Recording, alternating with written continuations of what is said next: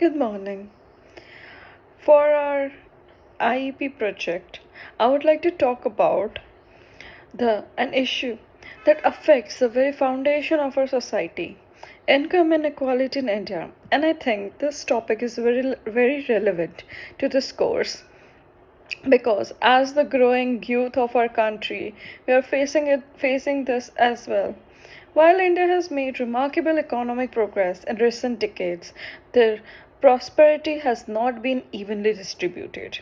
The wealthiest segment of the population continues to accumulate immense riches, while a significant portion of the population struggles to make ends. To put things into perspective, the top 1% of India's population holds over 40% of the nation's wealth, whereas the bottom 50% owns merely 3%. This stark contrast raises serious concern about social injustice, economic sustainability, and long term national stability. Income inequality not only limits opportunities for the poor but also slows down the overall economic growth by reducing consumer demand and social mobility. To fully understand this issue, I would like to have a quick brief over how income inequality in India originated and evolved over time. A brief timeline of income inequality in India. Well, in the colonial era, during the British rule, India's economy was systematically exploited. Resources and wealth were extracted to lord the benefit of the British Empire, leaving Indians impoverished. It is estimated that British gained approximately $45 trillion from India over 200 years. This economic exploitation created structural inequality which persisted even after independence. Post independence, after gaining independence, India adopted a socialistic economic model. Policies such as land reforms, nationalization of industries, and high taxation on the wealthy aim to reduce inequality. However, due to bureaucratic inefficiencies, corruptions, and slow industrial growth, economic disparities continued.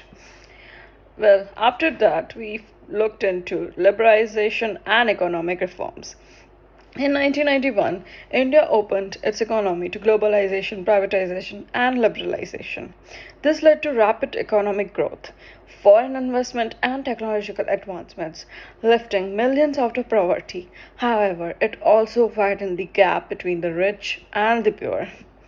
The wealth of Indian billionaires increased 10 times between 1991 and 2023, while wages for many low income workers stagnated.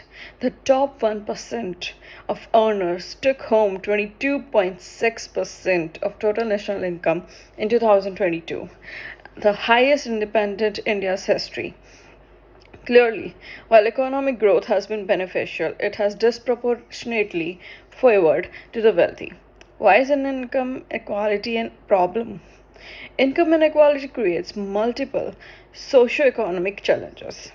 It reduces social mobility when wealth is concentrated among a few. It becomes difficult for people from lower incomes to groups to improve their living condition. They also create economic instability. When the majority of the population has little disposable income, overall consumer demand ratio falls, which negatively impacts businesses. There will be increased poverty and unemployment. Despite economic growth, millions still struggle with underemployment, low wages, and lack of quality education and healthcare. There will also be social unrest, given high inequality can lead to frustration among the poor, resulting in social tensions, crime, and political instability. Given these challenges, we also rise with the question, how can India become socially, economically equal?